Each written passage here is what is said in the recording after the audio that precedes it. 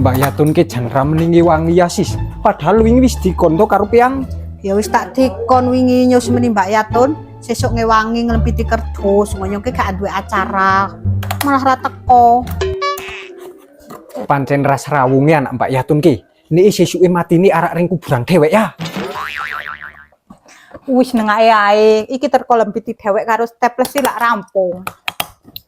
Ah sebel dak. Kon ngrewangi nggon tanggane ora mangkat. Ning nek ono panganan langsung teko. Wis ra apa-apa, nyong kok ra rewangi Mbak Yatun luweh. Rewangi piang-piang ke wis matur nuwun. Nek nyong dadi piang to sis, jan tak racun Mbak Yatun.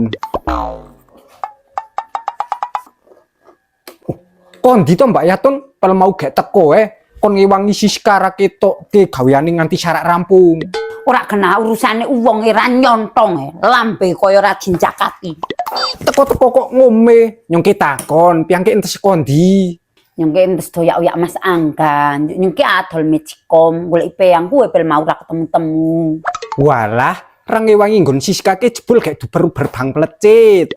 Oh, mulane genteni ki Magicome anyar ke. Piang kok iso ndek Magicom anyar to Mbak Yatun?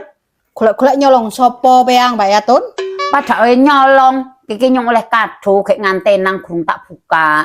Wis ramang do ngotot-ngototang. Kon genteni piro kuwe Mbak Yatun? Nyong mesake karo piang. Nyarong atus era popo tak didol murah. Tok 200. Nyato po, mesakin arak gawe ngangsur. Turun hati panjen bangke apiang. Nyong tak terusang ya, nyong ndani Mas Angga. Di ngampura sis nyong ra iso ngewangi. Ya Mbak Yatun ra apa-apa.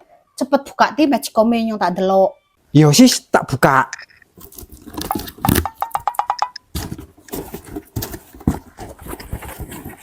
Wah, kosong iya, kosong. Sis, ke kosong. Jan, pancen Mbak Yatun ki masane ngracun, nyong dapusi.